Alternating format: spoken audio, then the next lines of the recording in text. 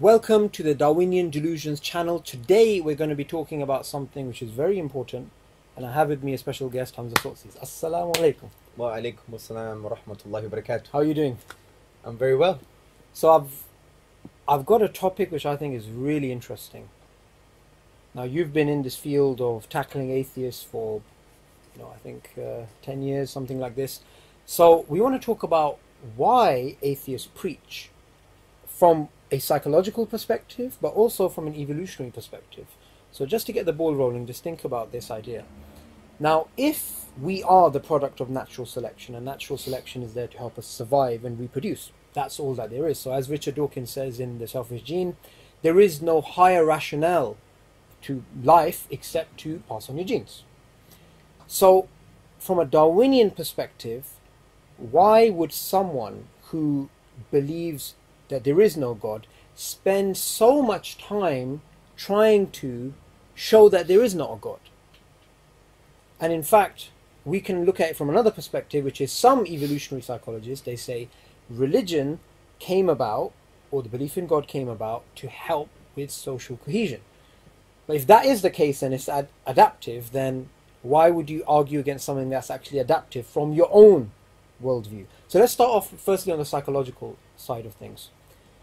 You've seen a lot of atheists who are very passionate, full of energy. Why do you think from a psychological perspective they want to push atheism? Well, human beings like the truth. They like to share things. So my children, for example, if they were to see a spider on the floor, what do they say? Hey, Baba, it's a spider, it's a spider. So naturally we have this inclination to share things and even to talk about things that we value and things that we believe to be true. Yeah. I mean, you even see this from a kind of social point of view. It's the World Cup at the moment. People want to support their team. For example, I'm supporting England, right? It's coming home. So from that point of view, you value the team in some form and you want to talk about it, and maybe you might debate over lunch or dinner or whatever the case may be and say, I think they're going to win because of Lingard, he's a player, or whatever the case may be. So we want to share and talk about things that we value, and we also want to promote the truth, what we consider to be true. So Okay. That's the answer they would sort of try and give. well, no, that's the answer I'm giving. That's the answer that I'm giving. So when you just look at the human being as the human being is, They want to share the truth. they want to share the truth, they want to talk about things that they value, and they want to share, just generally speaking. We have this inclination to share things that we believe to be true, that we value, and we think are, quite interesting. So, I mean, you can just tell. I mean, I'm not a psychologist, but just from a layman sitting on the couch approach, that's the nature of the human being. Now, you may argue, is that compatible with the Darwinian mechanism? And also, is it compatible to speak about truth? Because here's a very interesting point. If we are there purely to survive and reproduce, and that is the reason why we exist, that's why we pass on our genes, that's why we do everything that we actually do, then does truth actually matter, or should we just speak about survival?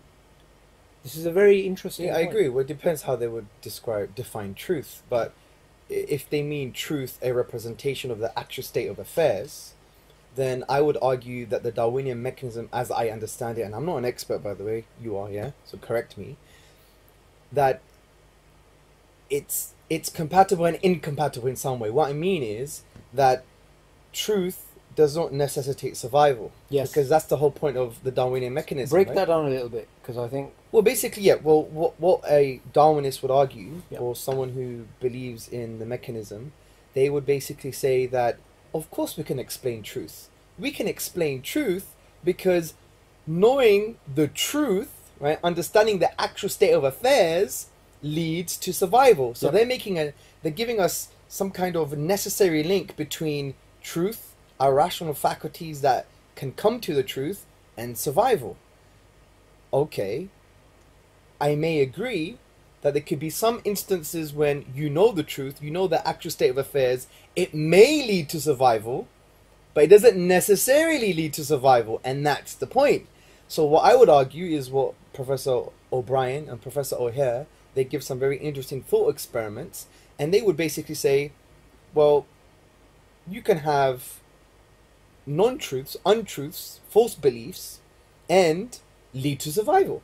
For example, if I'm a jungle man, I go into the jungle and I have the false belief, I even use logic, for example, in a wrong way, invalid reasoning, and I come to the conclusion that all fungi are poisonous. What happens, bro? I survive. Yeah. So what does that mean? It means false beliefs, not having a representation of the state of affairs, can lead to survival, because you know that some fungi are actually good for you. Yeah. Mushrooms are very good for you. Button mushrooms and the other mushrooms that we have in a barbecue, what they're called? Portobello mushrooms, right? So we've just challenged the idea. Yeah. So the problem here is there's nothing necessary about truth or understanding the actual state of affairs and survival. Yeah. And interestingly, So why would we even trust our minds then? Yeah. Because it could have been, evolutionary history could have been that along the way, bro, that we basically had all these bunch of false beliefs. We didn't have an understanding of the actual state of affairs, yet we were surviving. Yeah. It could be the case. But somebody could make a counter argument. Let's tease this out a little bit and say, well, the very fact that we are surviving, those beliefs are more likely to be true, because you're more likely to survive in true beliefs than false beliefs. Well, how do you know? How do you know you're more likely? Because I'm alive. Yeah, but that has an assumption. The assumption is that you're just basically arguing in a circle, because you're basically saying, well, knowing the actual state of affairs, knowing true beliefs, you're more likely to survive, which you're assuming that truth leads to survival again. But we've already broken that down. You're just going back in a circle again. We're saying, no, we're saying there could be many instances where not knowing the actual state of affairs, in other words, not knowing the truth and following false beliefs, can lead to survival. So why are you assuming that, well, the more I know about the truth, the more I can survive? You're just assuming this thing that we've just dealt with. All right, perfect. So that's dealt with, but let's take the argument to another level. Now, in the beginning, when I said, why do atheists preach, you gave a very surface level answer, and we're going to break that down. So you said people value sharing the truth. Oh my God, it's a spider, right? This sort of thing.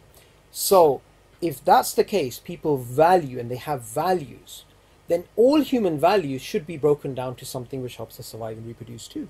You can't just have an abstract idea of, I have these values. Like nowadays, there's a lot of discussion about rights. You know, we have this right and that right. But fundamentally, rights have to be broken down into something else less to them, a sort of philosophy or contract. And that has to be linked, obviously, to survival. So we can't just accept a value without looking at, okay, how does this value actually fit within your overall paradigm? Okay. So when it comes to truth, I may say, well, Mr. Atheist, that's interesting that you say I value truth. Fantastic. But how does you valuing truth link to your own survival? Because at the end of the day, you can survive on true beliefs or false beliefs. So why is it intrinsically that truth has a value that you would give up a belief which helps you survive, which may be detrimental to yourself, to value truth?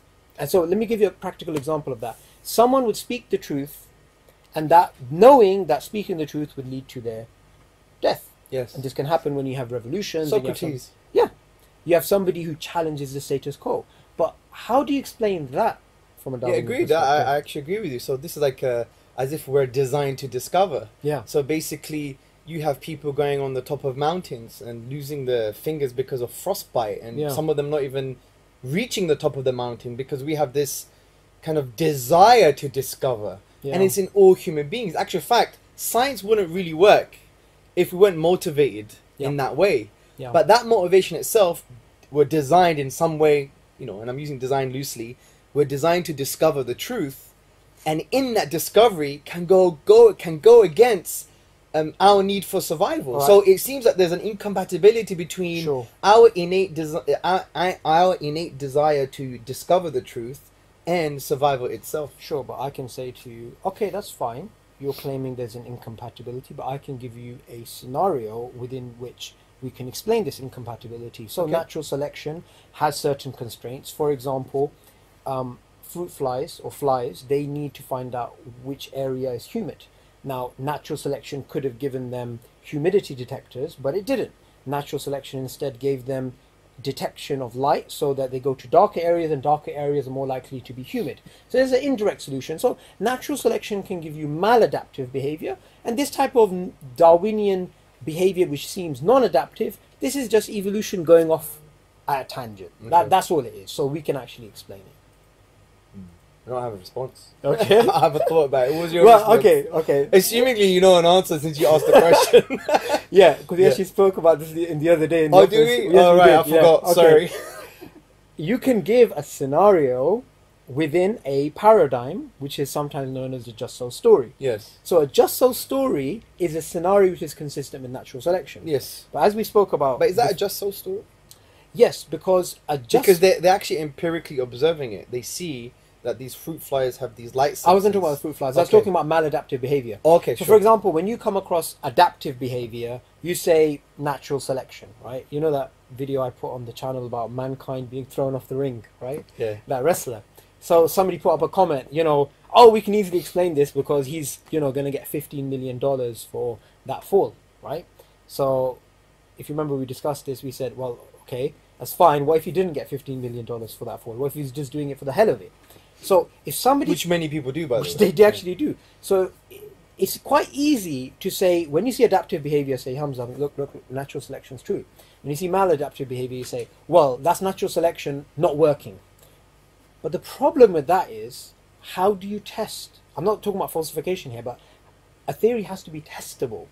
So now we're getting into the realm of, okay, how do you even test something when you could always come up with a scenario, which is what Stephen Jay Gould said, and he came up with the term just so stories, that you can come up with an infinite set of empirically equivalent just so stories for that discrepancy. So adding more assumptions to the equation, basically. Yeah.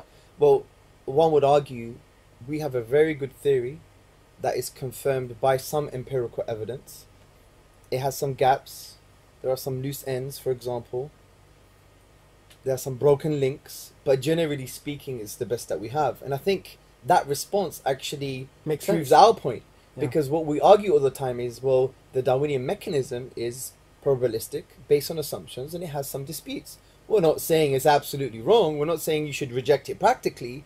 We're saying what some popularizers do. What we're saying is don't adopt the narrative of some popularizers, which they come across psychologically as this is the only way forward, and it's as believing as the sun is spherical, the moon is round, or the earth is round. So I like those type of responses because it actually shows out exactly. So you agree that it's the best that we have, Okay. but it's not the absolute truth. So But that's the interesting thing.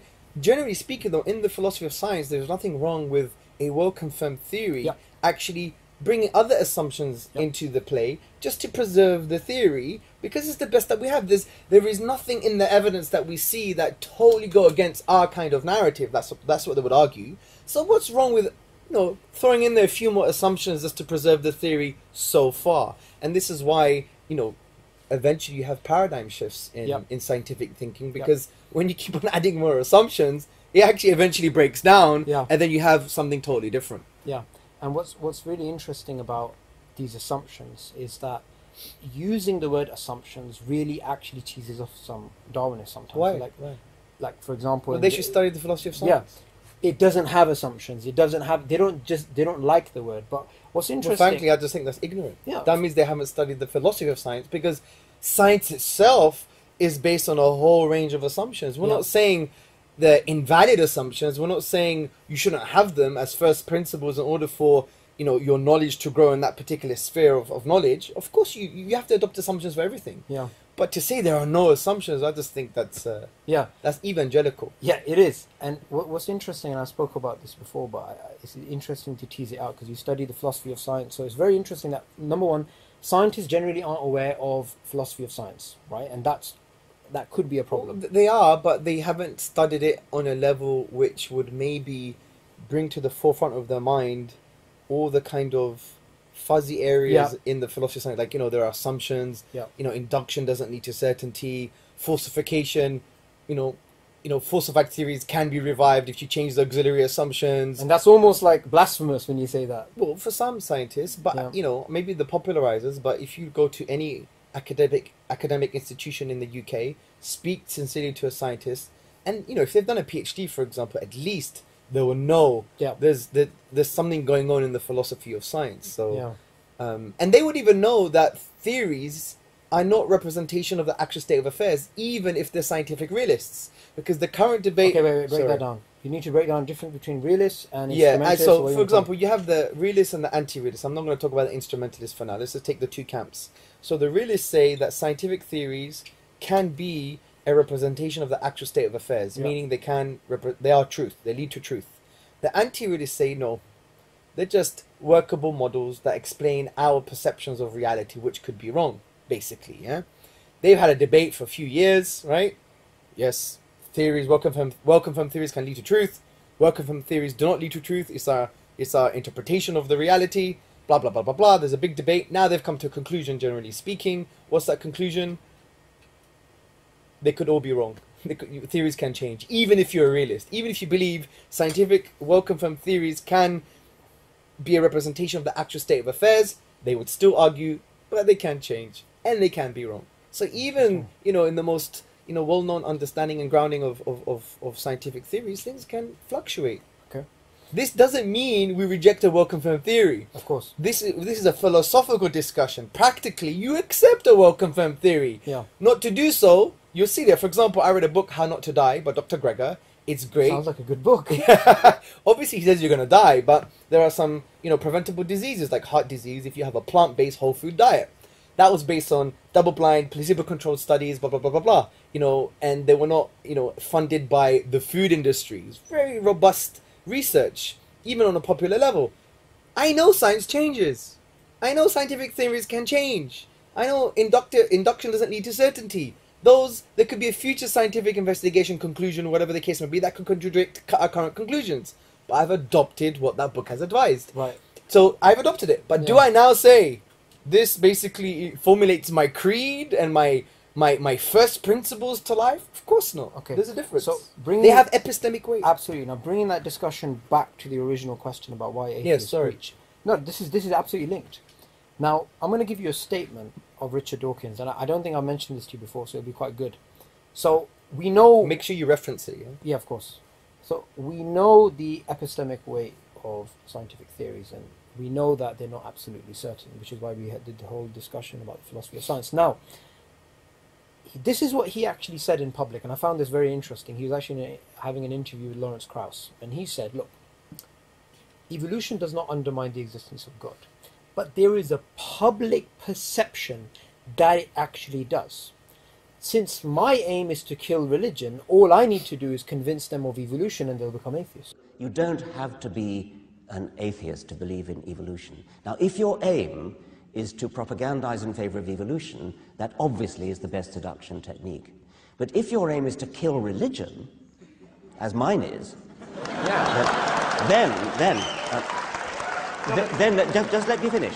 If your aim is to kill religion, then since evolution is manifestly true, then if there are people out there who really believe that that if you are an evolutionist, you've got to be an atheist, then all I've got to do is to persuade them of evolution, which should be comparatively easy, since the evidence is overwhelming, and I'll turn them all into atheists. So, what do you think is the actual motive behind that? Because that is actually something, if you really break it down, that's very like Machiavellian, that's very Marxist. It's a very deep psychological ploy he's using. Taking your word for it, I haven't seen what he said, but say he did say that. Reference in yeah, reference. I do believe you, but just, you could be wrong. We forget sometimes. If he did say that, then judging by other work that he's done, I would argue, well, let's just be honest, he's ideological. What can we do? He's ideological in his approach. So, the professor of my department, when I did my MA in philosophy, was Professor James. He's an atheist. He's a Nietzschean scholar. He is one of the leading... He's a scholar that didn't write a book, yet he became a professor. That's how good he is. And usually, when you become a professor, you have to write a book. Yeah. He didn't write a book. That's how good he is. And we had lunch, and he's a phenomenal person. He believes God doesn't exist. Probably doesn't exist because of the problem of evil. Fair enough. That's a different discussion. But he said to me, and he gave me advice. He said, don't debate these evangelical atheists. We don't like them. As in the atheist community. The atheist community, the academic atheists, we don't like these people. almost they're like glib. They're not nuanced. Like Nietzsche was nuanced, right? Yeah. Arthur Schopenhauer, he understood the philosophical implications of denying God. The world is just chaotic. He even said that I wish the world never existed. He wrote an essay on suicide, right? Now, the point I'm trying to say here is he gave me the advice saying don't fall for that trap. And to be honest, we've fallen for that mistake in the past. Yeah. And we're trying to learn from that. Human beings are human beings. We're not intellectual robots. We're not based on some kind of philosophical algorithm that we make conclusions. It's very messy and fuzzy. We're emotional, we're psychological. Even from the Islamic perspective, we believe we are ruh, we are a soul, we have a qalb, we have a heart, we have an aql, an intellect, which is a function of the heart, the aql. We have a fitra, the innate disposition that has proto-primary knowledge, which is to acknowledge God and to worship Him. This is the human being as the human being is. Now, just throwing some intellectual arguments to that human being, it's just not going to work. It's not going to filter through. And if it does, it might crumble after. So the point here is, his advice was, don't take them seriously. Don't engage with them. Talk to them about value. That's what he said to me. Talking about meaning and value. Because he appreciates that without the metaphysic of the divine, then really, do you have absolute value? Can you even value truth? What does value mean? Yeah. And that's a big question, bro. Like, how can I value your life? And I can intuitively and emotionally. I'm not saying atheists are not allowed to value. Of course they are. But philosophically, how do they ground that? Yeah. If we are essentially based on a naturalistic universe, in other words, if we adopt philosophical naturalism, that everything can be explained, all phenomena can be explained via physical processes, which are further reduced to physical bits of matter, then how can we claim ultimate value, bro? Yeah. And that's why you mentioned human rights earlier. Jeremy Bentham, I believe, said, according to this view, it's nonsense on stilts.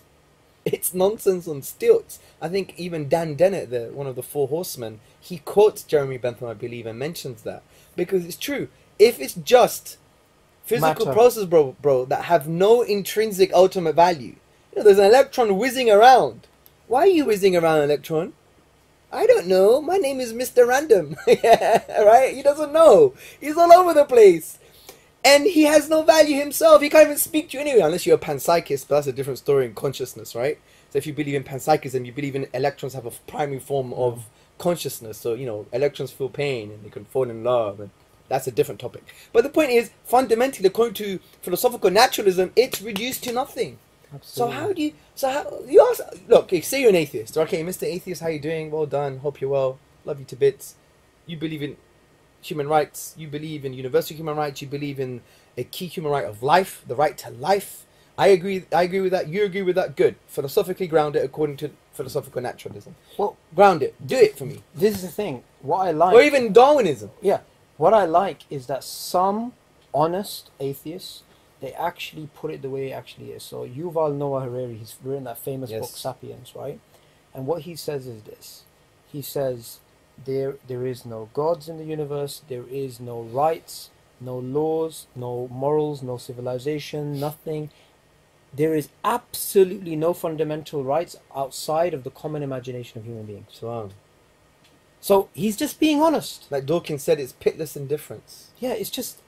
But that is, I mean, if you really believe that, this is, I think, a good point to end upon. If atheists were actually consistent and they actually believed the implications of atheism, they would never preach atheism. I agree. Because it would make a difference. I agree. I mean, Viktor Frankl, he was an amazing writer.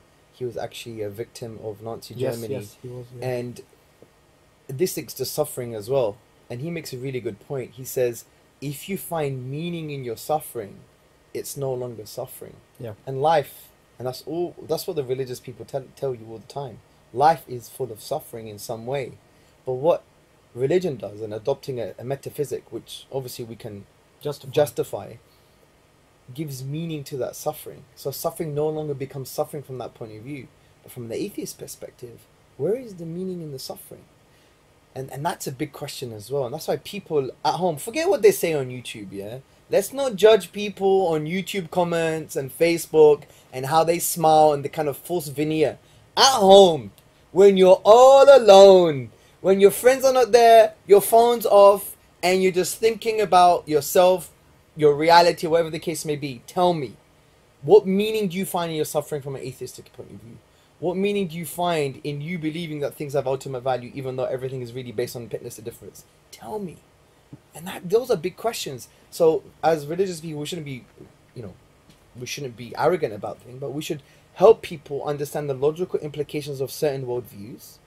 If they don't like it, well, let's not be sentimental about it. Either change your worldview or basically change your sentiments about life. It's simple as that. So, yeah. Absolutely. There you go. We went off. I mean, this for me, I think, is the most fundamental point that it breaks down to when we have the discussion about theism or atheism, value. Yeah. What does it actually mean fundamentally? Because, we're going to probably do this in another show, speak about first principles and what it leads to. But when all the dust is settled from intellectual gymnastics, it's about value and what it means to be human. Yep. Absolutely. Thank you so much for joining me on the show. Inshallah, we're going to have you on Anytime, further bro. shows. Thanks. For more videos about Darwinian evolution, why it's based on a probabilistic framework, why it has multiple assumptions and there's disputes at a conceptual and a scientific level in terms of its most fundamental ideas, make sure you subscribe to Darwinian Delusions.